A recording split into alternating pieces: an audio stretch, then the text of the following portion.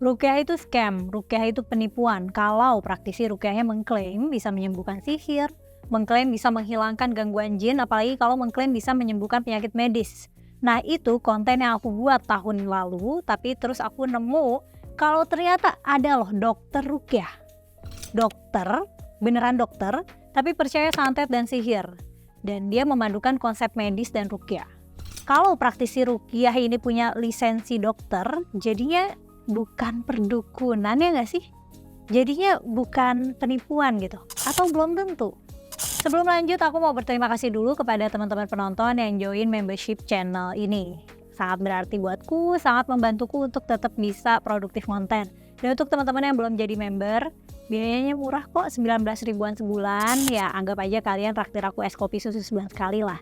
Dan dengan 19 ribuan, teman-teman bisa mengakses konten-konten eksklusif yang aku kurasi berdasarkan tingkat sensitivitasnya. Jadi di situ, di konten itu aku lebih terbuka dan gak banyak ngerem. Ya di konten eksklusif khusus member aku kayak gitu. Caranya bisa dengan klik join yang biasanya ada di samping username ya di bawah video. Dan aku akan berusaha konsisten konten dengan kualitas yang konsisten juga. Kalau tidak bisa lebih baik ya, tapi pengennya sih bisa improve terus of course. Lanjut ke kasus, jadi ada nih kasus di Bantul, Yogyakarta, di mana pada tahun 2012 ada pasien yang bernama Supiati.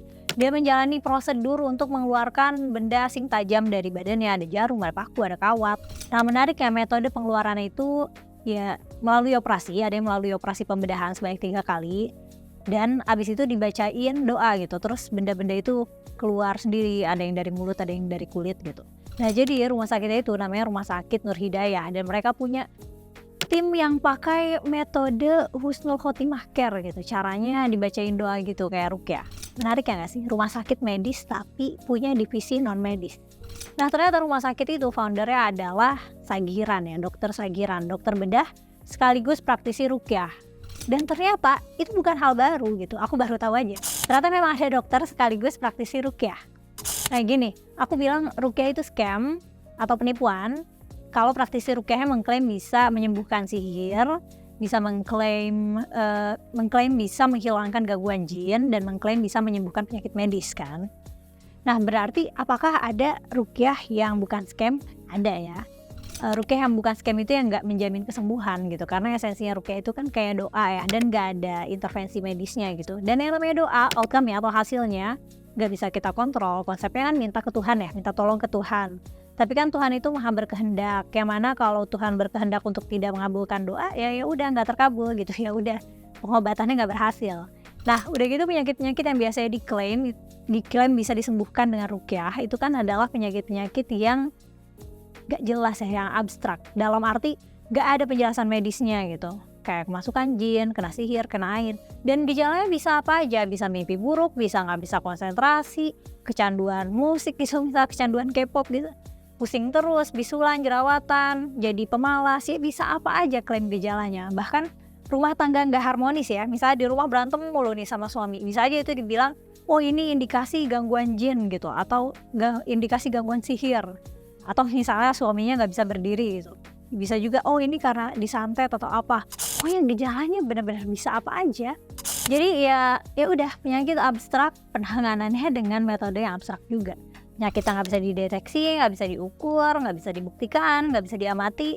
Begitu juga metodenya gitu. Selain didoain, kadang ruqyah tuh disuruh wudu, suruh mandi, cuci muka, minum air, atau dikasih amalan apa gitu, bacaan apa. Yang kita nggak bisa tahu nih, apakah cara-cara ini menangani tepat ke sumber penyakit. Udah mah kita nggak tahu, praktisinya juga nggak bisa membuktikan, dan nggak akan bisa dibuktikan. Nah tapi sekarang ini nih ya, praktisi ruqyah ada yang dokter, yang berarti dia memiliki kualifikasi kedokteran. Nah menurutku praktisi ruqyah ini kan setara ya, maksudnya ekvivalen sama profesi dukun gitu dan paranormal. Bedanya kalau praktisi ruqyah itu syar'i gitu, sesuai dengan koridor syariat. Tapi metode dan pengetahuannya ya setara sama profesi perdukunan. Nah tapi ini ya, menarik banget nih, ada praktisi dokter ruqyah. Kayak amazing gitu, aku jadi kepo kan, jadinya aku nyari tahu. Itu waktu datang ya dokter ya, itu keluhannya berarti kena santet dokter langsung, beliaunya Ibu Supiati. Kalau lagi-lagi ini protokol medis karena dia datang di UGD kan waktu Di itu. rumah sakit ya? Di rumah sakit kami Nur Hidayah di Jalan Imogiri Bantul Yogyakarta. Pasien itu datang dalam keadaan luka-luka di sekujur tubuhnya, luka berkoreng gitu ya, kemudian kejang, jegik kejang, dan beberapa tempat dari yang ada lukanya itu ada paku yang keluar nongol, bahkan ada yang loncat jatuh gitu. Just gitu dokter? Iya, Dari dalam? dari dalam keluar. Oke. Dan di kasus itu kita kan tahu ya kalau ternyata ada luka-luka di badannya pasien dan bukannya paku-paku itu ada di badan tanpa bisa diketahui luka luarnya gitu. Jadi ada lukanya yang kelihatan dan ada infeksinya gitu. Kemudian setelah penanganan dokter, Ibu Supiati ya di meja operasi, setelah tadi diambil paku benda asingnya, setelah itunya apakah ada ini dokter kayak gejala-gejala atau penyakit-penyakit lanjutannya, susulannya? Ya, tidak berselang lama, pagi harinya. Operasinya malam dokter? Malam. Oh, Pagi harinya. Jadi bekas luka yang kita keluarin paku itu kan rutin medis mesti mengganti perban. Ini perban dibuka, pakunya ada yang nongol. Coba. Oh ya sudahlah. Sudah lengkap bahwa ini benar-benar ada campur tangan non medis. Sudah. Langsung kita simpulkan begitu. Artinya apa? Ya protokol harus kita ganti dengan protokol non medis tadi itu dengan referensi dari Quran, dari hadis. Nah dari lanjutan ceritanya dan dari artikel berita dan konten diskusi yang aku temuin di YouTube, katanya paku juga keluar dari mulut, ada muntah paku, muntah foto, muntah gumpalan rambut, ada kawat juga gitu. Tapi katanya semua dokter gak ada yang bisa menerangkan, dokter di rumah sakit itu ya yang Supiati datengin gitu. Tapi kalau menurut video ini dokternya juga aware loh kalau misalnya ada penyakit nelen paku gitu. Bukan penyakit nelen paku sih, tapi maksudnya ada kondisi yang namanya pika, itu suatu gangguan makan yang mana penderitanya itu makanin benda nggak lazim kayak logam, kayu, ya, dan sebagainya gitu. Dan makanin barang nggak lazim itu secara terus menerus. Nah biasanya kadang yang kayak gini tuh anak kecil ya gitu, kayak kuannya ada tanah dicobain, ada pasir dicobain. Nah tapi kelainan ini bisa juga ada di orang dewasa, dan yang namanya juga yang dimakan itu bukan makanan ya, yang nggak bisa dicerna, jadi benda-benda ini nyangkut di tubuh. Kalau di kasus Supiati, kalau dia muntah paku kan curiganya pakunya itu dia makan ya. Ini kalau terlepas dari percaya sihir, santet, jin dan sebagainya ya. Atau ada juga yang namanya factitious disorder, di mana itu adalah gangguan mental, di mana seseorang secara sengaja menyebabkan atau memperburuk gejala fisik atau mental pada dirinya sendiri. Dalam beberapa kasus ekstrim bisa aja dia nusukin dirinya sendiri dengan benda-benda berbahaya supaya cedera gitu, supaya sakit. Nah kalau mikirnya ini kerjaan sihir, di kasus Supiati ini ya berarti wah Supiati ini siapa ya, hebat banget gitu sampai ditarget sebegitu kejam gitu. Jadi aku nemu video di YouTube, ada dokter Richard Lee ngobrol sama dokter Sagiran, itu dokter bedah yang sekaligus terapis ruqyah. Nah kalau aku boleh ceritain ulang secara singkat mengenai hal-hal luar biasa yang diceritakan di video itu. Jadi ceritanya tuh gini, Supiati itu pingsan selama 35 hari, pas pingsan dia ngeliat alam lain, ketemu perempuan dan disuruh pilih antara dua gua, dan itu tergantung amalnya. Sempat ada 6 belatung keluar dari lukanya dan gak bisa mati meskipun dibakar. Terus katanya konsep waktu itu beda sama di alam jin. Pokoknya ada bahas-bahas kayak gitu. Jadi katanya tuh 35 hari dibawa ke alam jin itu setara tahunan lah, kalau 35 hari alam kita setara tahunan di alam jin gitu, atau ada cerita-cerita yang kayak gitu. Terus dokter Richard address masalah ini nih, katanya aneh, pingsan kok 35 hari, itu bukan pingsan. Nah terus terapis ruqyah bilang, oh ya itu kejadian gitu, itu nyata, malah ada kasus pingsan 8 bulan gitu. Nah tapi pertanyaannya adalah kenapa pingsan 35 hari gak dirawat di rumah sakit gitu, malah disuruh pulang gitu. Karena di cerita itu diperiksa di rumah sakit, ya udah nggak ada masalah apa-apa dan disuruh pulang. Tapi kemudian dibilang pingsannya tuh bukan pingsan penuh gitu loh, kayak cuma nggak sadar aja. Ya kita kan kalau diceritain narasinya 35 hari pingsan ya pingsan tumbang gitu ya. Ya aku nggak tahu ini sengaja supaya misleading apa gimana gitu. Aku juga nggak mendapat kejelasan gitu. Kayak clarity dan koherensinya kayak agak-agak kurang, kayak banyak celah-celah yang kayak perlu dijelaskan gitu. Tapi video panjang banget. Kan di badannya Supiati itu banyak paku-paku. Dioperasi lah tuh badannya. Udah habis dioperasi, di ronsen bersih, terus ternyata ada lagi pakunya, dioperasi lagi, diperiksa ronsen udah habis pakunya, dioperasi lagi, pokoknya gitu sampai 3 kali. Terus akhirnya setelah upaya yang ketiga, akhirnya diruqyah gitu, dan pakunya katanya keluar sendiri. Pokoknya jumlah pakunya itu banyak banget lah, angkanya bombastis, apa 100, apa 2000, apa berapa gitu. Nah di video itu juga diceritain, pokoknya ada nih cerita ajaib lainnya. Misalnya ada momen nih pas lagi di ruqyah tuh katanya Supiati tuh ambil pulpen dan gambar pohon pisang dan kelapa, terus disamperin tuh pohon itu di sekitar rumahnya. Ternyata di bawahnya ada paku-paku yang terkubur gitu. Terus dia juga ngambil foto gitu, kayak foto-foto sekitar. Terus nggak tahu itu foto-fotonya nggak jelas sih ya, cuman ya udah gitu. Jadi orang kayak kesurupan gitu dikasih HP buat moto-moto. Nah beberapa kali praktisi ruqyah yang ada di video itu juga merujuk ke Quran ya untuk penjelasan ruqyah. Sebenarnya nggak ada petunjuk metode ruqyah di Quran ya. Adanya Quran tuh emang biasanya jadi media ruqyah. Nah lengkapnya tentang sejarahnya, hukumnya, dalilnya, dan kenapa aku bilang ruqyah itu penipuan, lengkapnya aku pernah jelasin di konten ruqyah itu scam ya, nanti aku lampirkan di deskripsi. Sebagai orang yang terbiasa menggunakan sikap skeptis ya, terutama untuk hal-hal yang berbau tahayul, of course aku kesulitan mencerna dan kesulitan percaya ya. Gini, yang miss dari segala obrolan tentang kasus Supiati adalah fakta bahwa Supiati berobat di rumah sakit milik dokter Sagiran gitu. Jadi rumah sakit Nur Hidayah tempat Supiati berobat itu milik dokter Sagiran gitu, dan diceritanya juga nggak ada disebut rumah sakit lain atau dokter lain ya, meskipun dibilang katanya dokter lain tuh menyerah gitu. Nah di video ngobrol sama dokter Richard itu juga dokter Sagiran bilang dia itu ya udah otoritas tertinggi gitu, udah dokter bedah konsultan gitu. Cuman kan itu rumah sakit punya dia ternyata kan. Gimana kalau misalnya ada prosedur atau praktik yang tidak etis secara medis ya di bawah wewenang dia gitu. Kalau mau sewenang-wenang juga ya sebenarnya bisa aja, itu kan rumah sakit punya dia. Nah tentu saja aku bukan dokter ya, tapi kurasa ketika kita menghadapi kasus medis yang misterius gitu, caranya yang melakukan penelitian dan pemeriksaan secara terus menerus ya, diperiksa terus harusnya gitu, di record gitu. Kalau misalnya nggak ketemu ya di record aja, dipublikasikan gitu, dijadikan kasus kedokteran yang butuh penelitian lebih lanjut gitu, bukan menyerah dan menyimpulkan bahwa ini kerjaan jin ya, atau mungkin aku kebanyakan nonton Dr. House ya. Pokoknya kalau logika medis nggak masuk, saya harus memaksa diri untuk menerima logika non medis.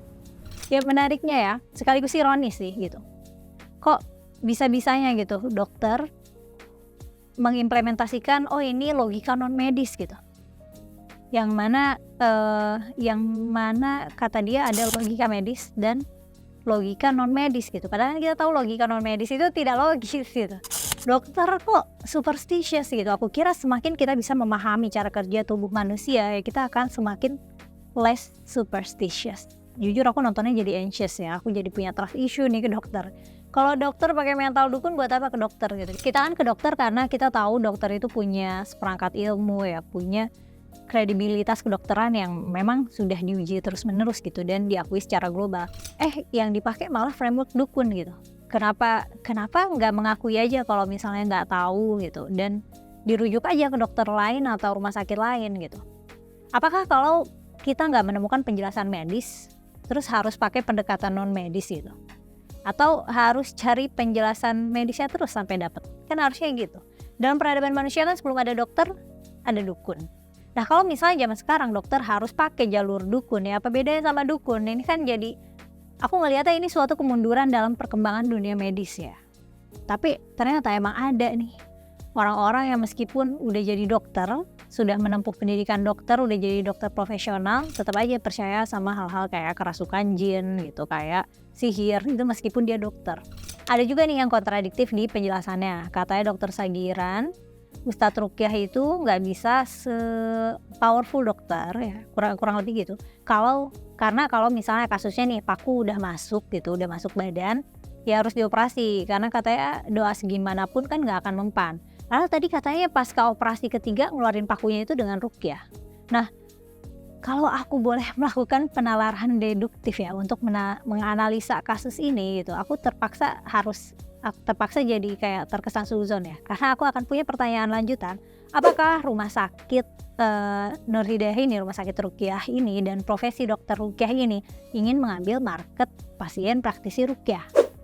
Karena praktisi rukyah ya atau terapis rukyah itu kan nggak punya lisensi dokter ya, jadi secara market kan akan kalah saing nih sama institusi kesehatan sebesar rumah sakit yang praktisi rukyahnya itu emang dokter yang beneran sekolah kedokteran gitu, beneran menempuh sekolah kedokteran yang makan waktu sangat lama itu. Nah terus kasus Supiati ini beneran kasus medis atau bahan marketing rumah sakit, mengingat segala rilis dan cerita yang kita dapat ya dari dokter Sagiran dan dari rumah sakit Nur Hidayah ini ya, maksudnya sumber ceritanya gitu. Dan ternyata dokter Sagiran adalah pemiliknya. Udah gitu ceritanya juga kan setelah kasus Supiati, pasien yang kena sihir gitu atau kena jin atau gimana berbondong-bondong datang ke rumah sakit itu gitu. Nah biasanya terapi rukyah itu kan dikategorikan juga sebagai pengobatan alternatif lah ya. Nah cuman kan beda nih, ada perbedaan antara pengobatan alternatif dan pengobatan medis di jaminan efektivitas. Dalam standar medis nggak boleh dokter mengklaim suatu efektivitas yang nggak ada dasarnya, dan nggak boleh juga menjanjikan kesembuhan. Jadi kesembuhan itu bukan sebagai janji, tapi memang suatu kondisi yang mau dituju dengan dilakukannya pengobatan dan perawatan. Jadi dokter itu tugasnya mengikuti prosedur untuk menuju kondisi sembuh, atau lebih baik ya, atau setidaknya lebih ringan lah gejalanya. Tapi prosedur yang dilakukan adalah dengan melakukan prosedur yang sudah melalui pengujian, nggak boleh ngarang, nggak boleh, harus ada standarnya gitu. Sedangkan standar ini nggak ada standar rigidnya di praktek pengobatan alternatif itu. Tiap dukun dan praktisi alternatif lainnya punya metode sendiri yang terserah mereka, kayak nggak ada standar ya.